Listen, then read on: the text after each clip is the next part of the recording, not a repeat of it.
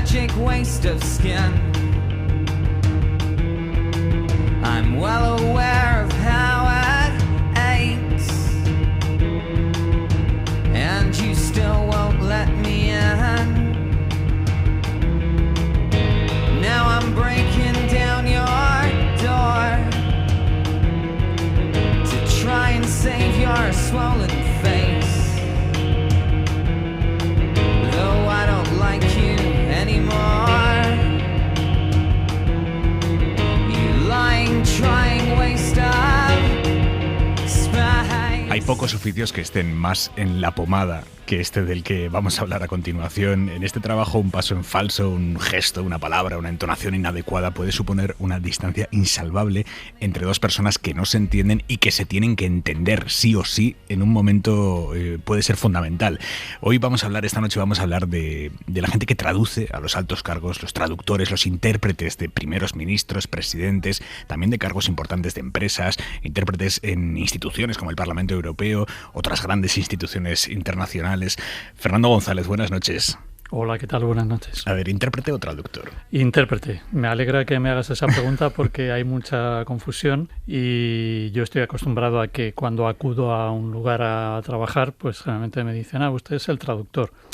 Ya me he resignado y digo que sí, pero realmente hay mucha diferencia entre un traductor y un intérprete. ¿Cuál es la diferencia? La diferencia es que el traductor traduce por escrito y el intérprete traduce verbalmente. Uh-huh. Es decir, la herramienta de trabajo del intérprete es la comunicación hablada y la del traductor, que bueno, es un oficio mucho más relajado, creo yo, y pausado porque tienes tiempo para consultar dudas, mirar terminología, etcétera. Pues básicamente esa es la diferencia.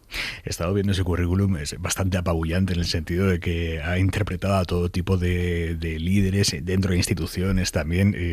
Quiero decir, ha interpretado a medio mundo.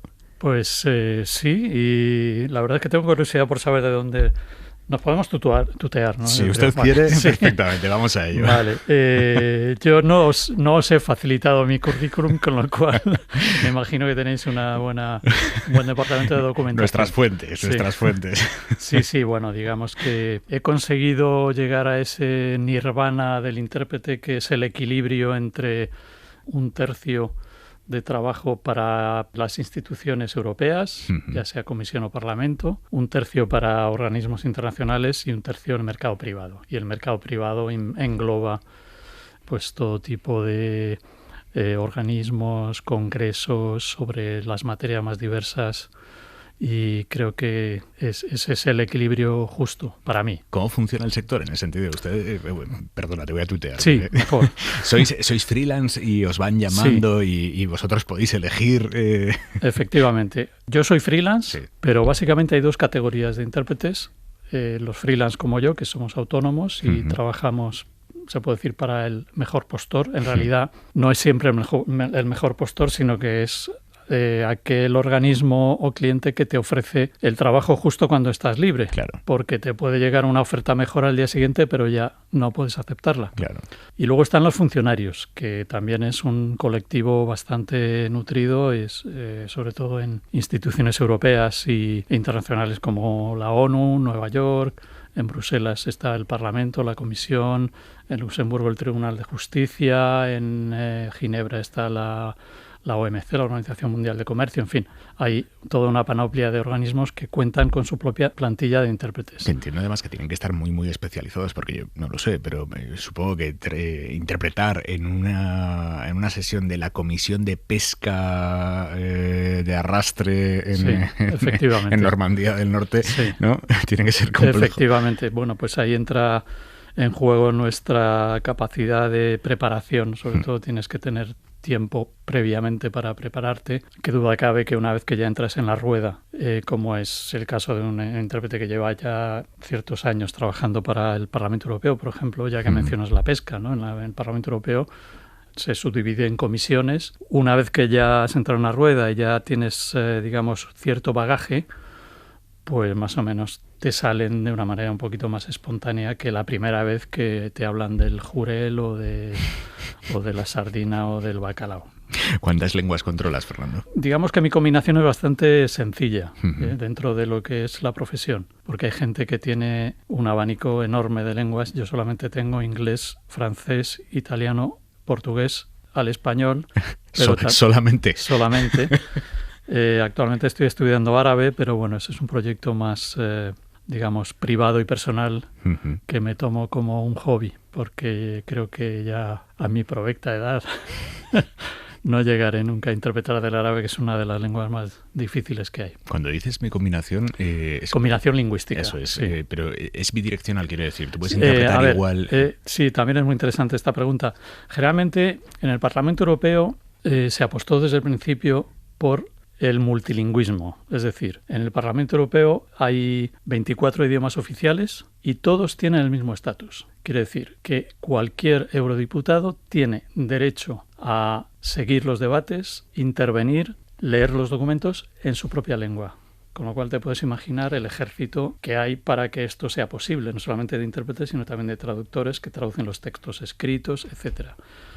Entonces, para que el multilingüismo sea posible, lo más eficaz es que las cabinas sean lo que nosotros llamamos cabinas puras. Es decir, en una cabina como esta pecera del control, radio, ¿sí? Exactamente igual, solemos trabajar 2 o 3 intérpretes e intentamos abarcar el mayor número de lenguas posibles, pero siempre trabajamos a nuestra propia lengua porque se entiende que para que funcione todo con 24 lenguas y todas las combinaciones posibles es lo más práctico. Trabajáis a vuestra propia lengua, quiere decir que... al español en mi caso... En este caso, o sea, tú traduces lo que se habla en otro idioma, lo traduces al español. Al español. ¿Y al revés? Ahí está, que eso no es óbice, eso es en el Parlamento, sí, ¿vale? Y en la Comisión. Eso no es óbice para que luego en el mercado privado o en ciertas reuniones también de las instituciones, por eficiencia de recursos y sobre todo de costes, nos hagan trabajar a otra lengua. Entonces yo muchas veces pues sí me veo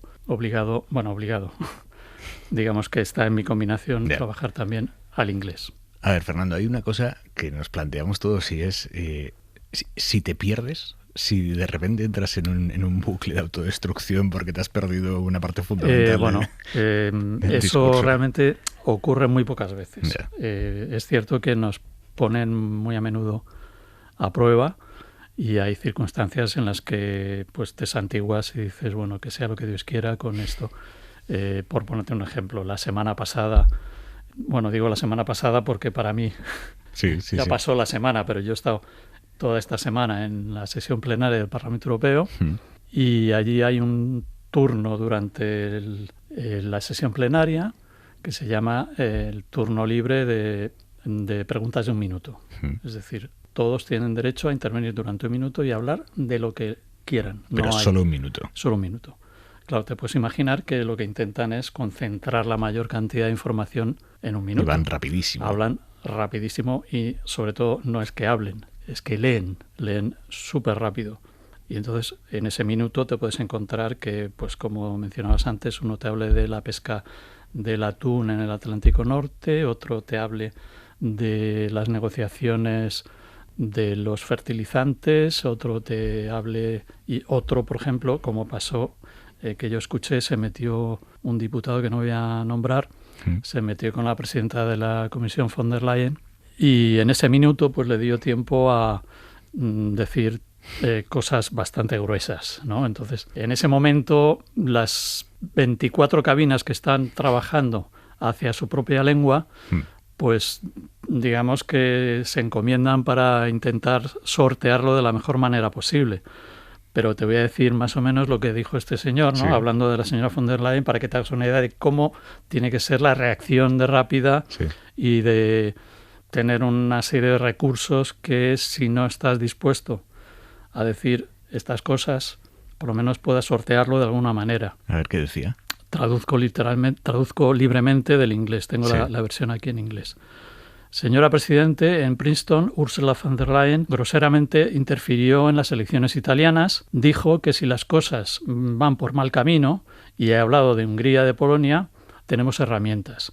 En este caso hacía referencia al dispositivo previsto en el artículo 7 del tratado que permite que la Unión Europea retire los fondos a un Estado miembro. No es normal que en mi estilo utilice lenguaje grueso en las metáforas, pero yo creo que ha llegado la hora de llamar a las cosas por su nombre, y una persona que ha sido nombrada antidemocráticamente y que ha violado y ha inculcado los tratados en numerosas ocasiones, a derechas y a izquierdas, está criticando a un país que ha celebrado elecciones democráticamente organizadas y celebradas con un gobierno democráticamente constituido. Me temo que ya es hora de dejar de lado las cifras y llamar a las cosas por su nombre, y en este caso es como si una anciana prostituta castigase a mujeres por tener relaciones prematrimoniales como si fuera una vieja puta. Palabras literales. ¿Y ahí qué hacen ustedes? Entonces, en ese caso, pues lo correcto es traducirlo literalmente. Claro. Hay gente que es cierto que a veces pecamos un poquito de autocensura, porque curiosamente tu cerebro oye la palabra prostituta, pero tienes que estar muy, muy, muy seguro para repetirlo. Es decir, claro, que tu cerebro empieza con las dudas de ¿lo habrá dicho de verdad? Esto es muy bestia. ¿Cómo es posible que haya dicho esto? No estoy muy seguro.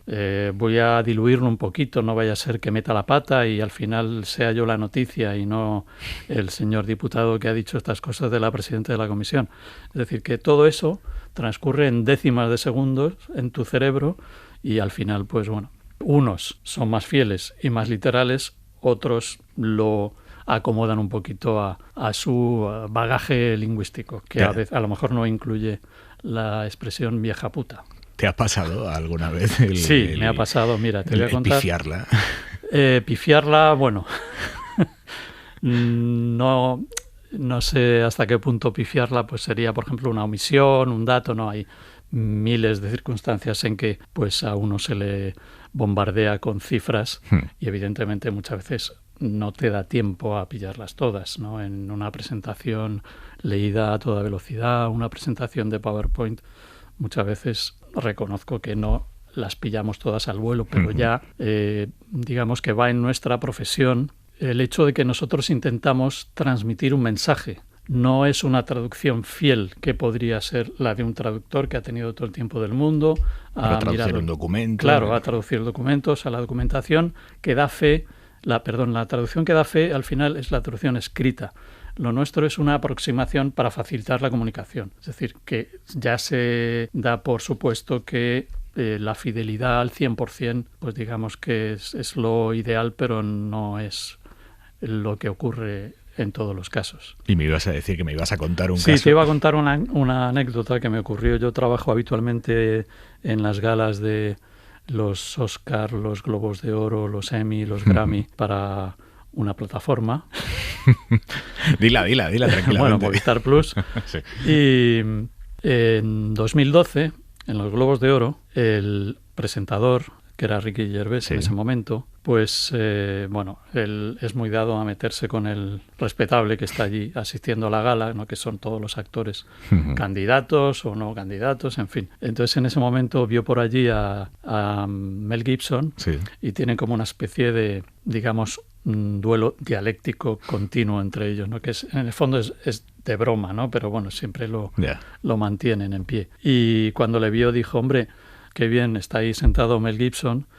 Y entonces añadió, aunque me han dicho en mi contrato, y sacó un papel y empezó a leer, no puedo decir palabrotas, no puedo beber, y estaba con una cerveza en la mano, no puedo meterme con Mel Gibson. Dice, bueno, pero ya que le he visto me meto con él y veo que está también con Jodie Foster. Acababan de sacar ese año una película que se llama, en español se tradujo como El Castor, en inglés The Beaver. Hay que saber que The Beaver en inglés tiene, aparte del significado de castor, el significado de vagina, con lo cual dijo, por cierto, creo que Mel Gibson no ha visto el Beaver de Jodie Foster. Creo que ningún otro hombre de los aquí presentes lo ha visto.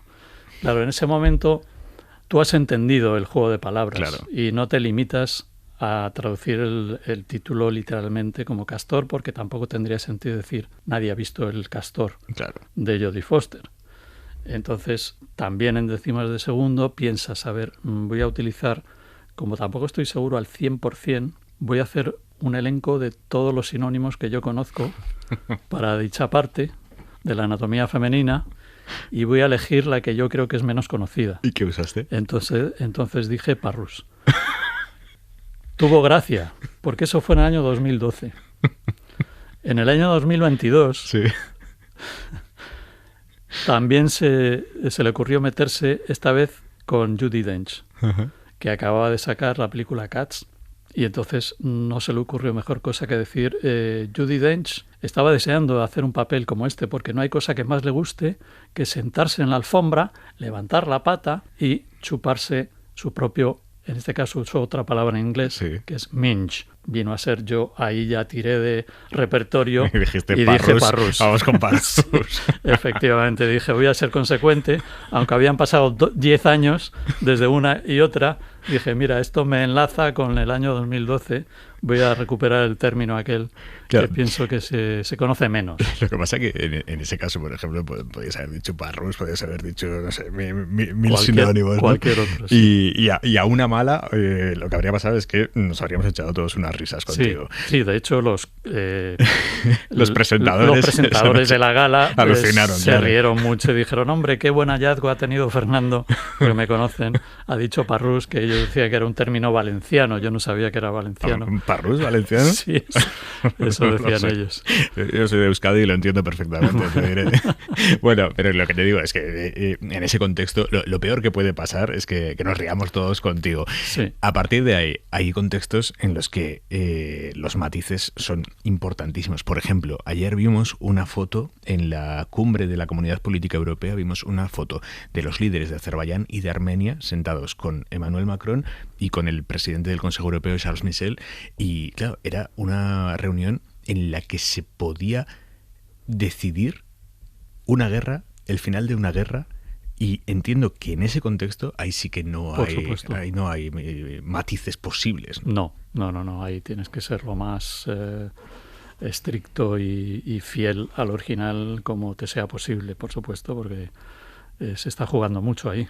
Y trabajáis con una tensión en esos casos, entiendo, enorme. Sí, pero bueno, la tensión ya va muchas veces en la profesión porque no es lo mismo. Por ejemplo, hay una cosa que no he explicado, es que hay varias modalidades de interpretación. Ujú. Una es estar cómodamente metido en tu pecera, en tu cabina, digamos, alejado del foco público, y otra modalidad es cuando no se pueden utilizar los medios técnicos, como es una instalación con cabinas y micrófonos y un técnico que controle el sonido, pues hacemos una cosa bastante pedestre, que es lo que se ha hecho toda la vida hasta que en los juicios de Nuremberg se puso a prueba la simultánea, que es la consecutiva, que es sencillamente una persona habla en su idioma, el intérprete toma las notas que considere oportunas, que normalmente no son ni taquigrafía ni escritura normal, son símbolos, y a continuación lo repite en su propia lengua para que el público lo entienda. Esa modalidad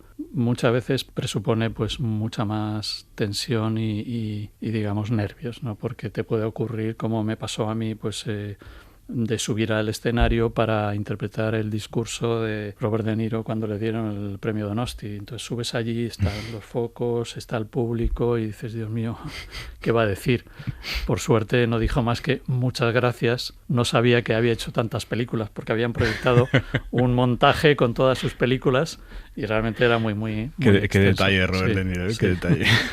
A ver, por ejemplo, yo me imagino una cena entre dos primeros ministros. ¿Ahí qué papel jugáis vosotros? Pues ahí, curiosamente, muchas veces te utilizan, no quiero desvelar aquí ningún secreto, pero muchas veces te utilizan como de comparsa, porque a lo mejor no les apetece hablar con la otra persona.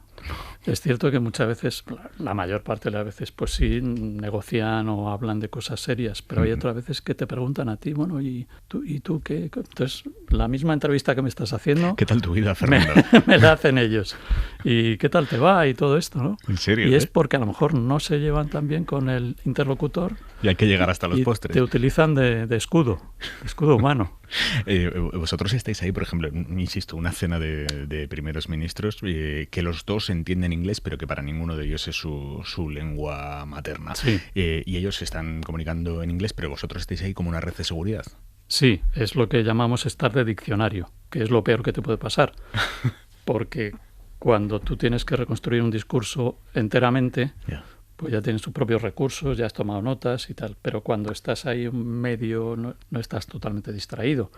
Pero igual a lo mejor están hablando de sus cosas y a ti no te interesa, a lo mejor que están comentando, pues mi hijo está de Erasmus en España, en Madrid, y está en tal sitio, a ver si le puedes echar un cable y tal, ¿no? De cosas muy personales. Con lo cual yo desconecto un poco, pero de repente te dicen, ¿cómo se dice matrícula? Yo qué sé, cosas así muy que no te esperas, ¿no? Y entonces, bueno, pues tienes que tener ahí los recursos suficientes como para decirlo enseguida, ¿no? Y queden satisfechos. Los líderes internacionales tienen sus propios intérpretes. Gente de la que se fían especialmente. ¿Cómo funciona eso? Por lo que yo sé, no hay demasiada preferencia. Por ejemplo, aquí en España, el organismo que se ocupa de contratar los intérpretes para personalidades, para políticos, es el Ministerio de Asuntos Exteriores, que tiene un departamento que es, curiosamente lo llaman, el Departamento de Traducción Inversa. No sé por qué no se le puso interpretación en su día, pero se llama, ese es el nombre oficial. Entonces ellos, cuando no pueden recurrir a funcionarios de la casa, que los hay también, pues me llaman a mí o a algún colega, alguna colega, y bueno, pues puede que seamos que haya cierta frecuencia o puede que no, puede que te llamen a lo mejor una vez y sea una cosa esporádica, hay de todo. Oye, ¿y quién controla al intérprete, me refiero? Pongamos que ahora de repente tú, Fernando, resulta que eres prorruso y en una conversación empiezas a, bueno, no voy a decir a falsear, pero a introducir matices a una palabra más o menos gruesa. No nos controla nadie, nos controla el propio cliente, que yo creo que se da cuenta si hay cierto sesgo por parte del intérprete.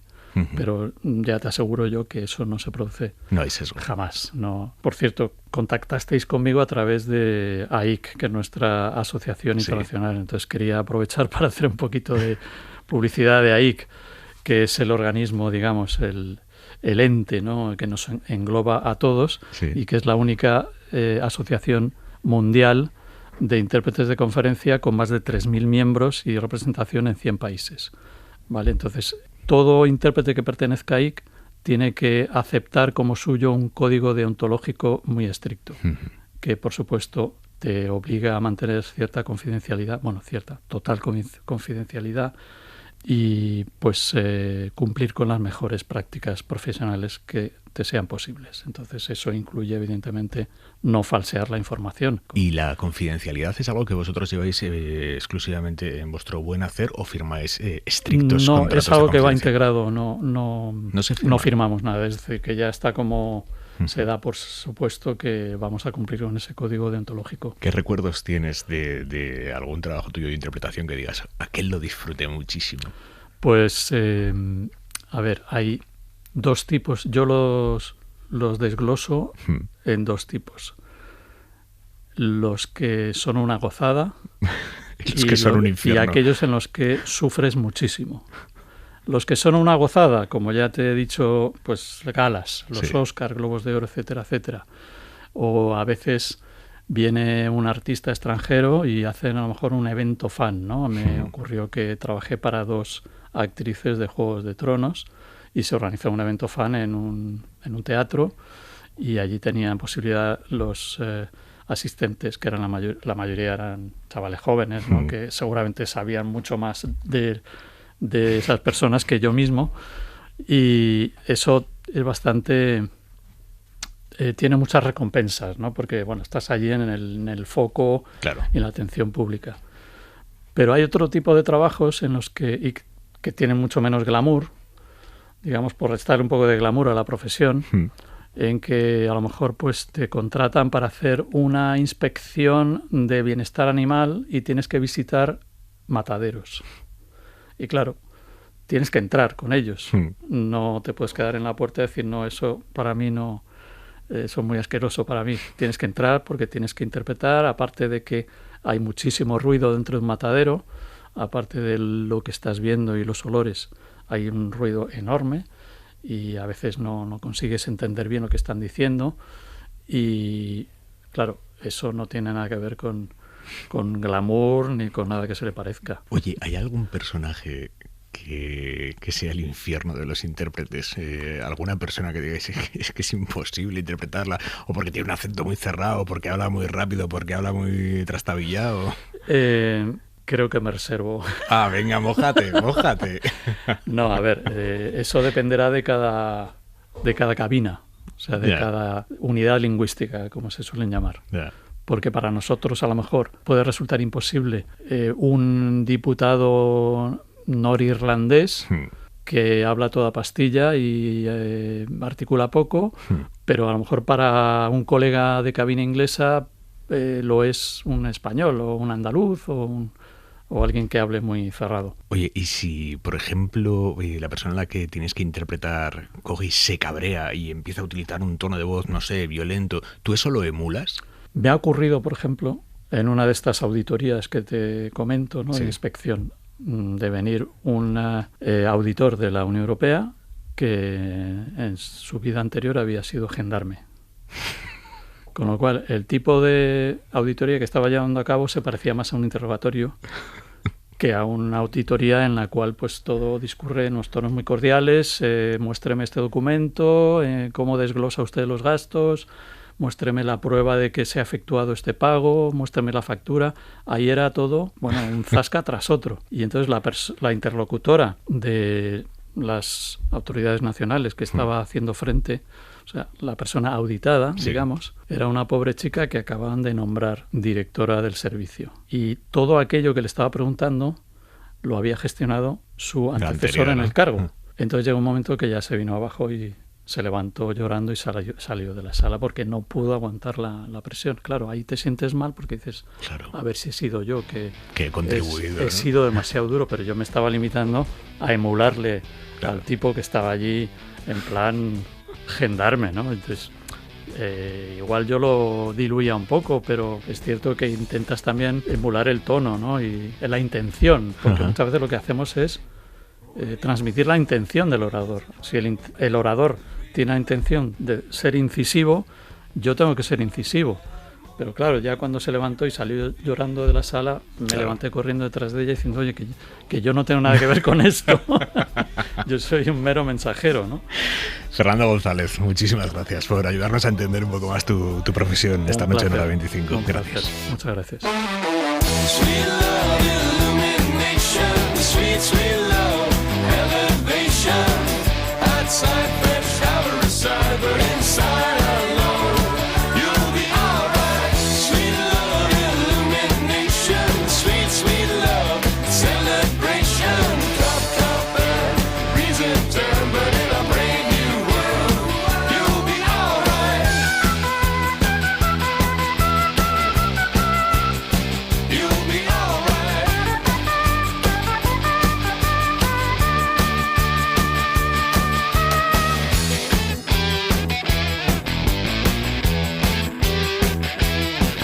It's a black pool, bright light, brighter than the light in your home.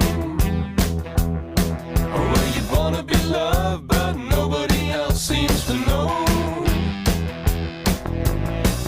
We could love you. Maybe need somebody to love you while you're looking for somebody to love. Sweet love, illumination, sweet love, elevation. Outside fresh summer aside, but inside I know you'll be alright. Sweet love, illumination, sweet love, celebration. Copper, reason turn, but in a brand new world, you'll be alright.